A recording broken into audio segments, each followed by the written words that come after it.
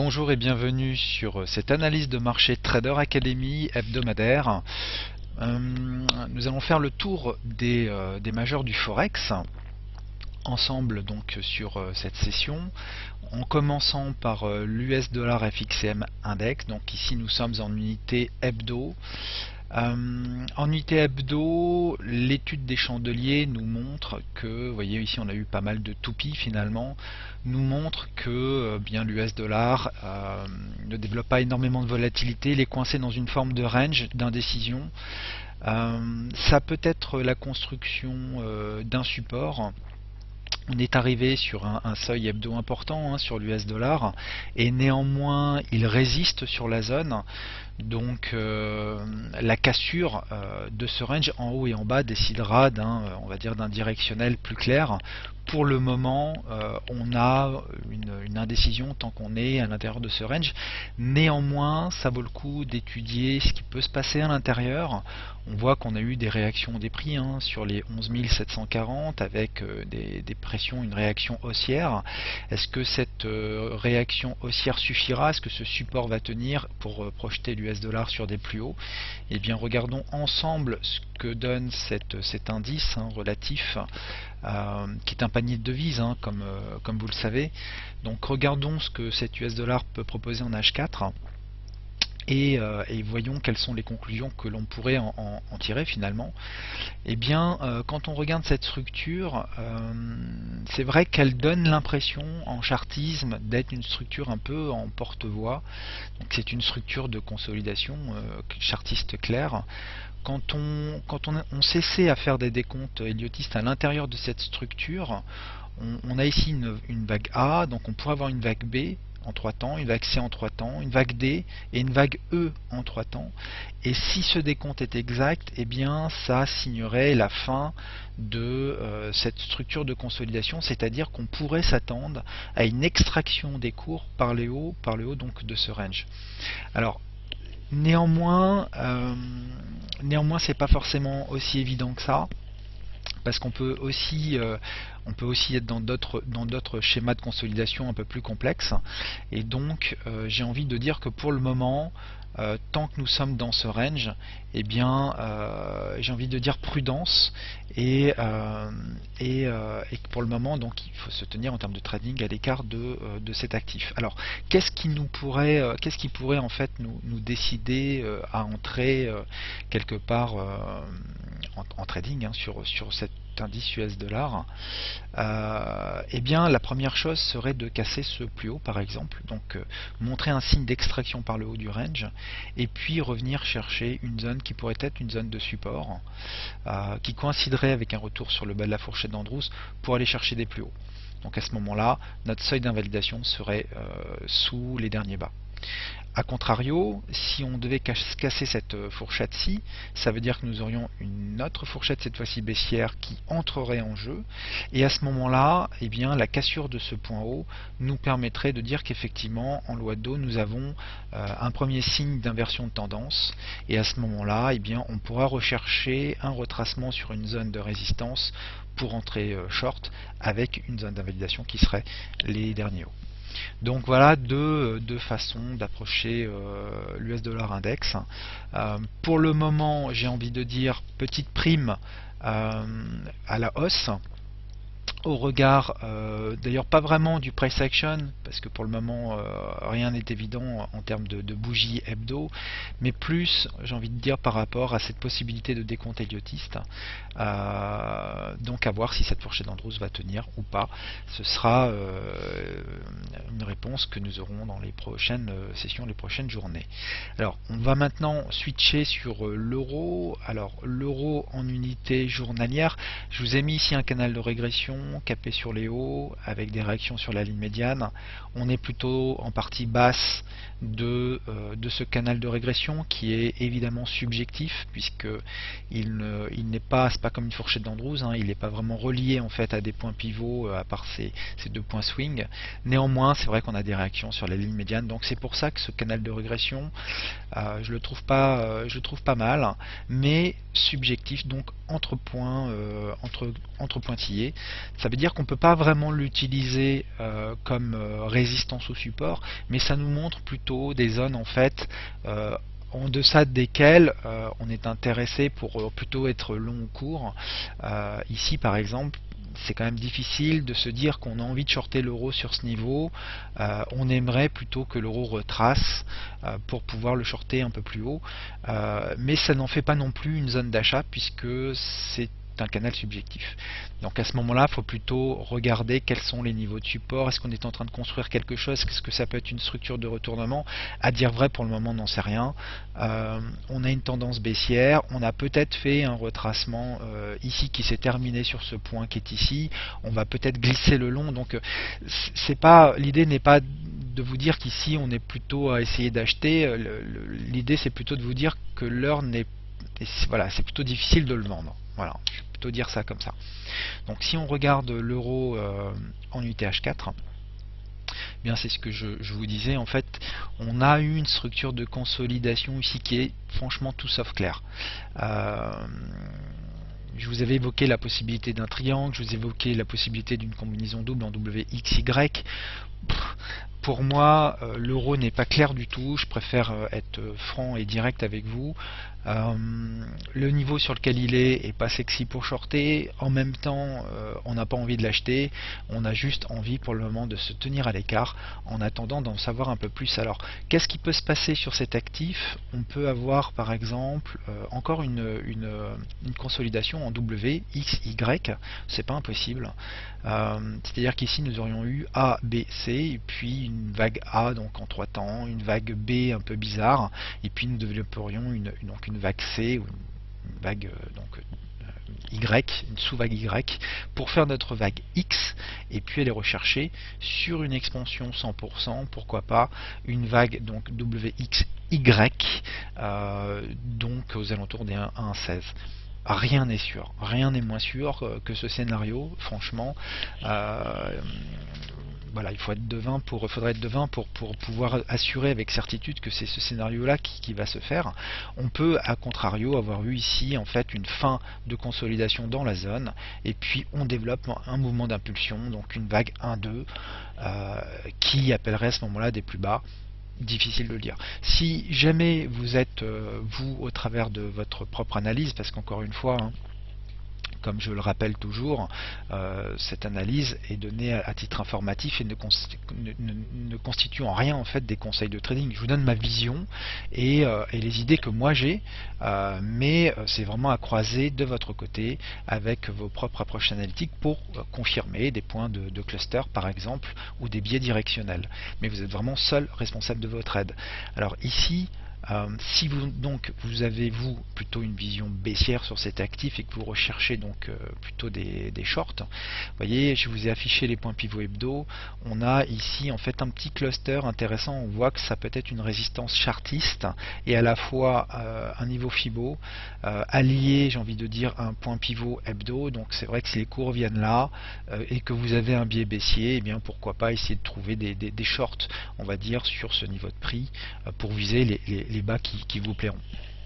Moi, en termes d'analyse H4, daily, je trouve que la zone n'est pas sexy pour shorter, pas évident du tout, et pour acheter, pas évident du tout. Je préférais vraiment que l'euro retrace un peu plus haut ici, pour me donner une structure en ABC finalement beaucoup plus claire, et à partir de ce seuil là, c'est vrai que je serais déjà plus intéressé pour rechercher des ventes swing.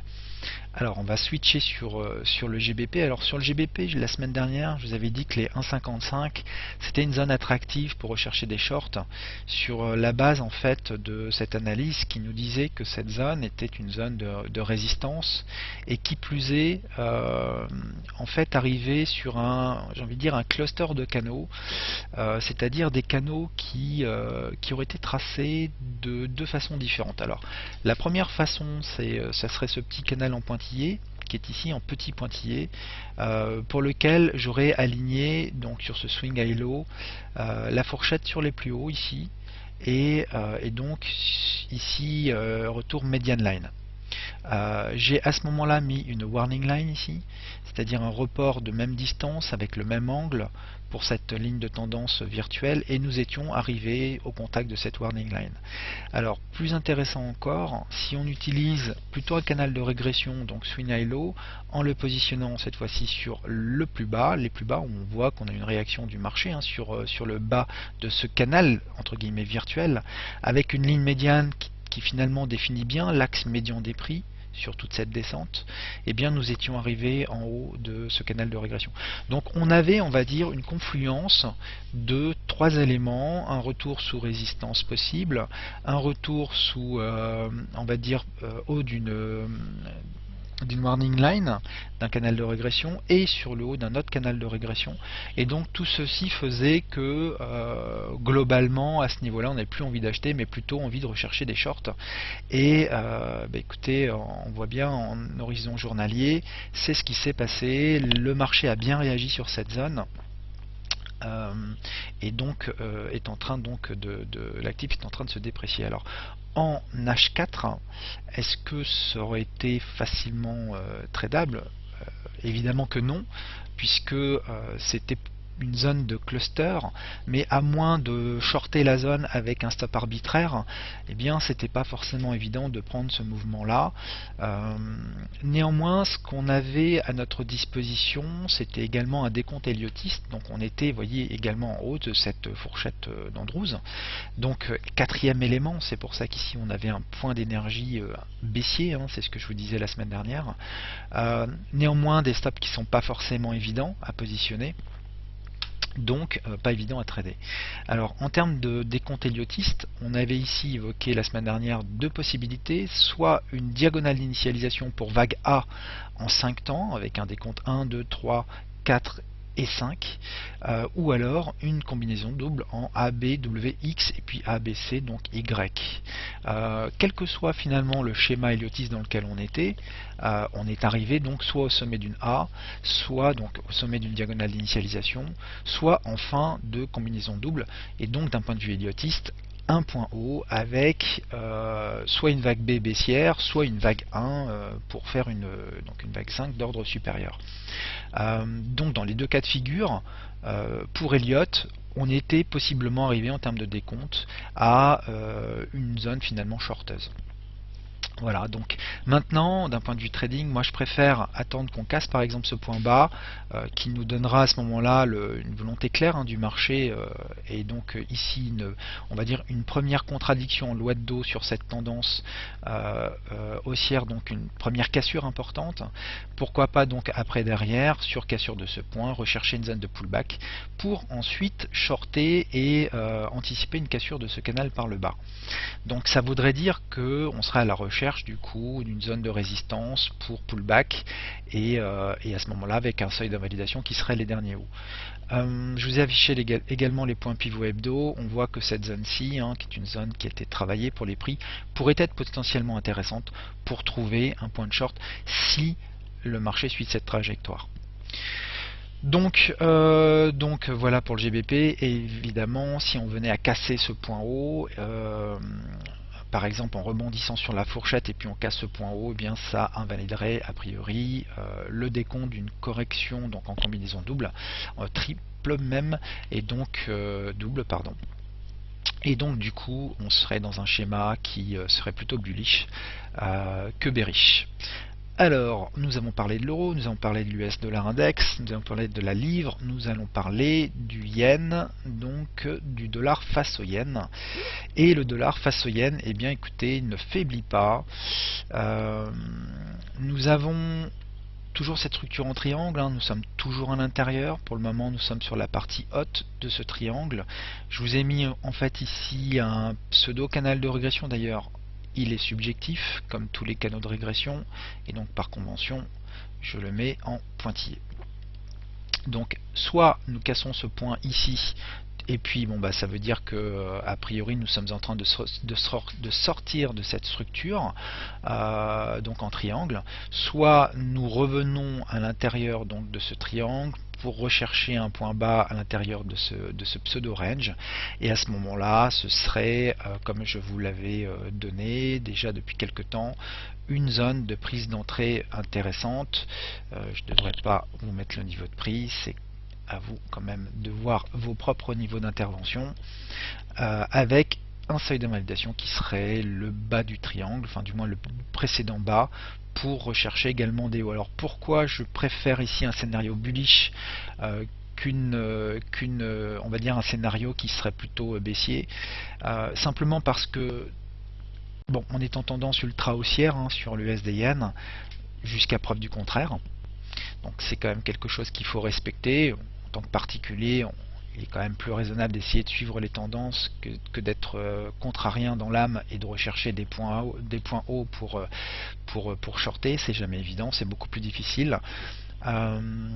Donc rechercher un point haut, rechercher donc une cassure par le haut, c'est souvent ce qui se passera en termes de probabilité quand vous avez une tendance haussière et un triangle. Souvent ce sont des structures d'accompagnement, c'est-à-dire des structures de prise de profit, mais également de respiration du marché pour accumuler de l'énergie avec une meilleure probabilité de cassure haussière. Alors néanmoins, c'est pas impossible, rien n'est impossible en trading, que finalement cette trendline qui est ici tienne et que l'USD-Yen retrace plus profondément, mais à ce moment-là, la probabilité que le marché forme un drapeau de consolidation est également importante, avec à ce moment-là, en fin de conso, une reprise de la tendance par le haut. Tout ça pour vous dire que quand vous rencontrez un triangle, en général, comment je peux dire, les perspectives sont plus intéressantes en termes de continuation, parce que si on va aller rechercher des nouveaux hauts, c'est forcément avec un potentiel, j'ai envie de dire, intéressant derrière. Alors que si on devait casser le triangle par le bas, on n'est jamais sûr, que c'est pas pour former un drapeau, et donc du coup bonne chance pour vos calculs de risque reward.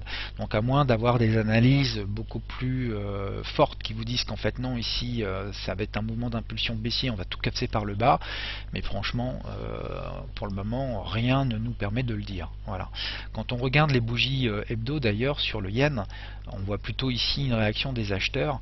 Donc moi je pense que le yen est toujours en train de consolider de façon latérale, et puis je pense qu'un support est en train de se former avec donc une meilleure probabilité. Néanmoins, ça reste des probabilités et tout reste donc possible en termes de trading.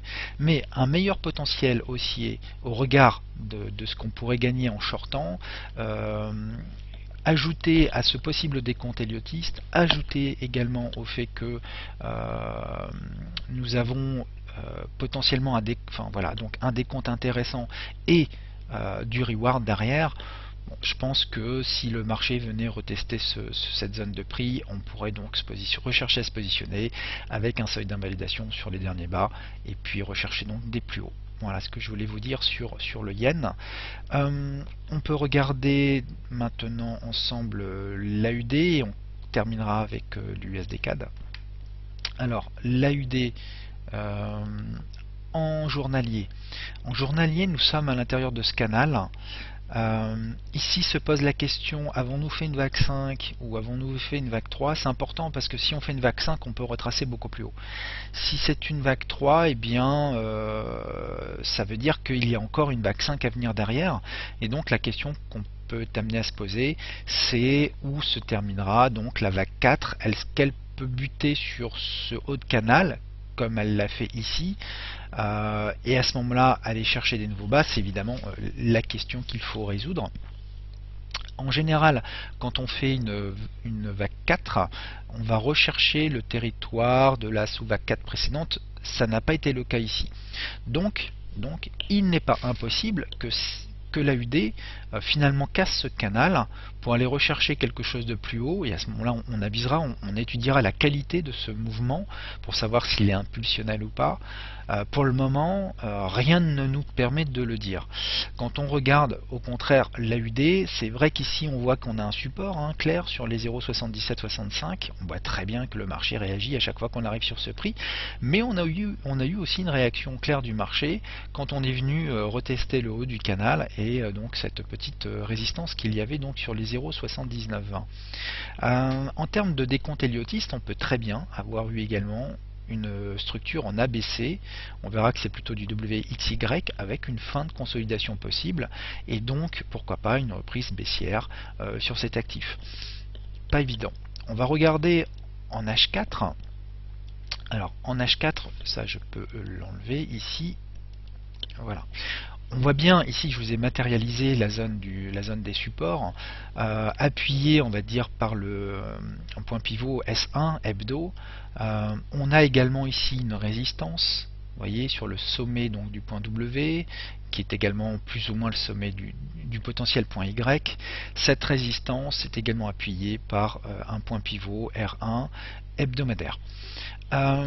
Donc pour trader ça, si on devait se chercher des idées de trading, je pense que cette consolidation ne serait pas terminée si on devait faire un plus haut, évidemment, puisqu'à ce moment-là, ça voudrait dire que nous avons fait du WXY, éventuellement du X, et puis qu'on repart en 3 temps pour faire une Z. Donc on aurait une combinaison triple.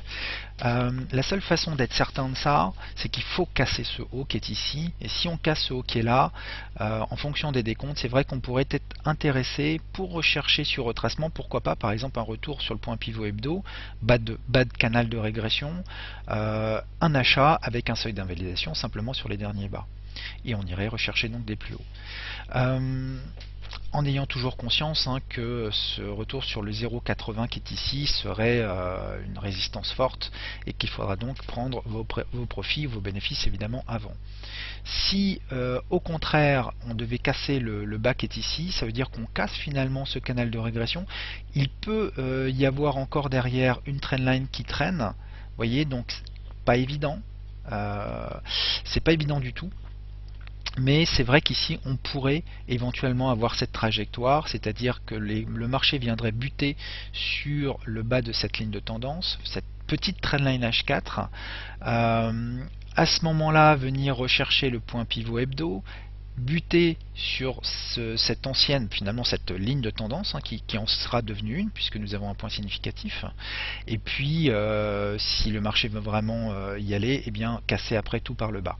Donc à ce moment-là, eh bien si vous cherchiez des shorts, ce serait donc une intervention sur cette zone avec un point d'invalidation sur les derniers hauts pour aller rechercher donc des nouveaux bas sur la USD. Voilà une façon possible d'aborder cet actif. Si maintenant nous regardons l'USD-CAD, pardon, pour terminer donc sur le Forex, bien l'USD-CAD n'est vraiment pas l'actif sexy du moment. Pour le coup, on a toujours cette structure en triangle, un petit peu comme l'USD-Yen finalement, qui montre bien que le dollar, au travers de ces deux actifs, est dans un range, et donc avec un support en soutien, et visiblement une résistance aux alentours des 1,2640 qui bloque 1,2640, 1,27, donc qui bloque pour le moment les cours par le haut. Alors est-ce que le marché congestionne, accumule de l'énergie pour casser par le haut?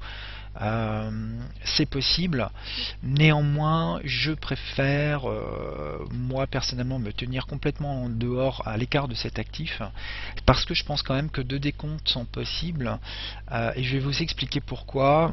Ici un premier décompte, ça pourrait être que nous ayons fait donc une vague A, B, C, D et E, donc on retrouve notre triangle avec un décompte héliotiste qui nous suggérerait à ce moment-là que l'actif va plutôt casser cette structure par le haut pour aller faire donc une vague 5 et donc des nouveaux hauts. C'est possible. Après, ce qui m'embête un petit peu dans ce décompte, c'est que cette vague A qui est ici, elle s'est faite en 5 temps.